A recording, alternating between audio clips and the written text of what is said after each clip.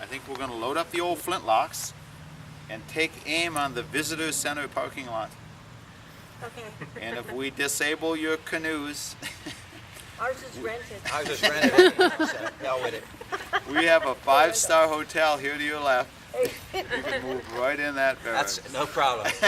I told my wife I could live there. Matter of fact, where was the nice commanding order? Real nice. I If could you live were there. the officer, the commandant, you live there by the flagpole. I could live there. Right now, move in. 4 fireplaces. Free room and board. Each fireplace that you see, like in the barracks or in the commandant's house, would consume the entire palisade, cut, split, and stacked for one season, and that's about 17 and a half full coat foot. So, if you want to join up, you know, with high unemployment back in England, the men we portray were all volunteers.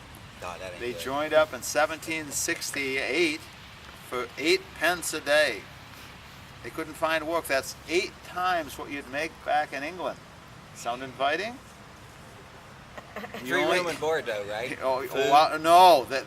You hit upon something. I have to be. But be honest, Andrew. Don't be honest, man. As Well, long as it's free room and board. I gotta be. Of the 8 pence a day, 6 pence is taken away. Oh, For your uniform, for your rations, your room and board, but you still net 2 pence. And now you are going to have to join for 25 years. oh.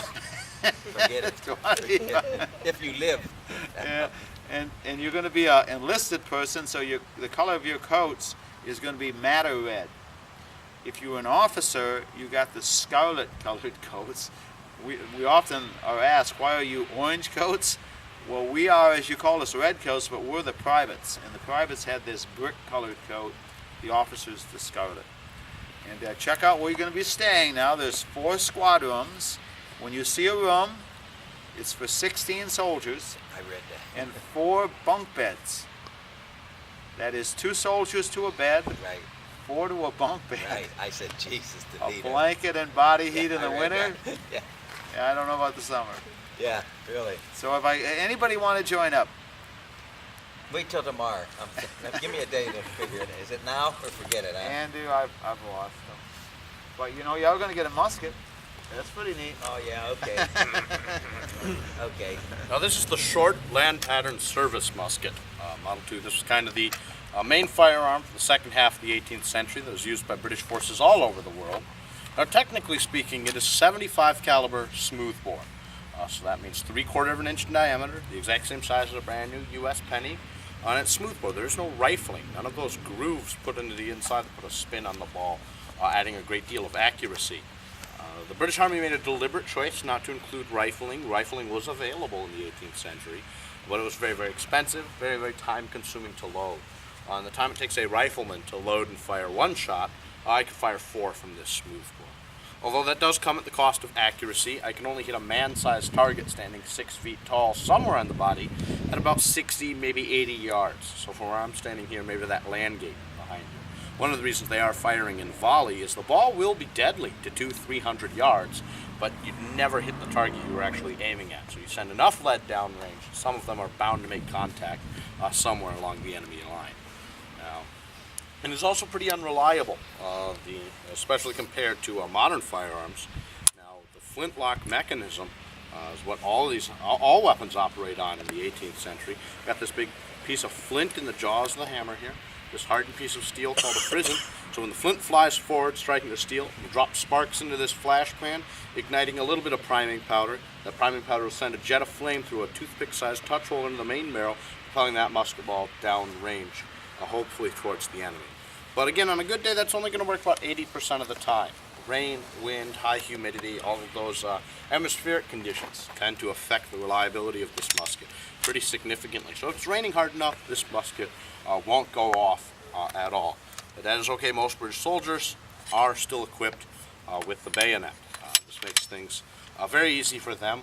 You run out of ammunition, your musket isn't going to fire in the rain. You simply attach your bayonet here, and you've got a 6-foot spear that's 100% effective against the enemy when you get up close. In fact, 9 times out of 10, a force of, say, American rebels during the American Revolution, we portray soldiers in the 1770s, they would see the British advancing on them with bayonets fixed, and they'd be so terrified they would simply run. There was very little they would be able to do. You have to remember they're only 60 yards away. They're coming in out of the smoke generated by these muskets. It's a pretty terrifying sight. They're yelling and screaming, trying to run at you and stab you. I could see why they would probably have just broken ranks and run away. It's what allowed the British to really win most battles of the Revolution, but they're very difficult to win the war when the army keeps slipping out of your grasp and trying to grab a handful of sand. They continually would just melt back in out of the countryside and reform elsewhere. So the British soldiers here were spending a lot of time doing drill. A couple hours usually every single day doing drill, drilling marching techniques, drilling the manual of arms, and drilling practice firings here. Even though for the most part this fort was a very peaceful post, really weren't under threat of attack, they still had to maintain that high level of drill. They were simply a cog in a larger machine. Just like a single mosquito bite won't kill you, but 1,000 or 10,000 is where it starts to become a bit of a concern. So they're a smaller part of a larger whole, so they had to drill. This had to be second nature to them. So the first of the two volleys we're going to fire is kind of going to be how they would actually drill. It's called by the numbers, where every single step of the way is called out, going through all of the motions broken down in the smallest steps possible. So the soldier would essentially be able to do this in the sleep. And the second volley will be much more like on the battlefield, where I'll just give the command prime and low. Jim and I will go through those steps, probably at about the same pace since we do drill so frequently. But that was the idea, that every single step wouldn't have to be called out on the battlefield. Now these muskets are incredibly loud. I'm taking out a pair of earplugs. We fire these about a dozen times a day, 5 times a week, and I kind of value my hearing. If you have sensitive ears, you might want to consider taking out your historically accurate earplugs. Here on the tips of your fingers can be a little loud inside the fort walls here. But with that, we'll step back and fire our 2 volleys.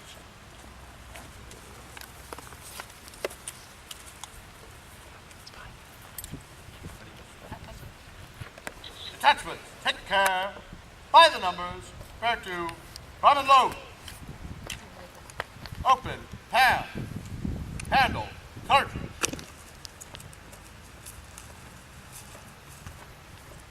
Prime.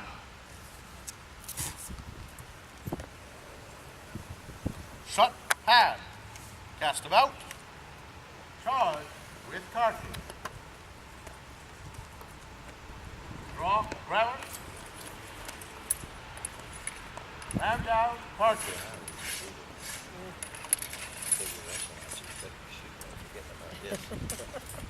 Return, grabber. Shoulder your firearm. Wait, ready. Cruise in.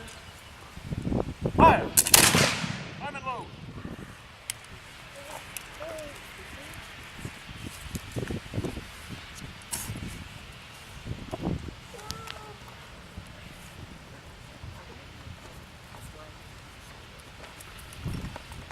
Make, ready. Cruise in. Fire. Shoulder your firearm. Take care to dismiss. Yes. So trained British soldiers would be able to keep up that rate of fire once every about 15 to 20 seconds. Another volley heading down range for pretty much as long as their ammunition held out. Our boxes here, this is our cartridge box where you saw we kept all our ammunition kept into these paper cartridges. We can hold 36 of these paper cartridges in one of these walls padded boxes. So that gives you an idea of the number of times they might be expected to fire. That'd be quite a few. If you went through all your ammunition, that'd be pretty unusual. Usually firing a couple volleys or closing in with the bayonet. So that about does it for our musket firing demonstration. Now, if you are interested, our next activity, Jim's going to be leading a short walking tour of the fort. So if you're interested in that, you can meet up with him. Otherwise, I'll be out here on the parade ground. If you want to take a closer look at the musket, hold one, anything like that, I'll be out here.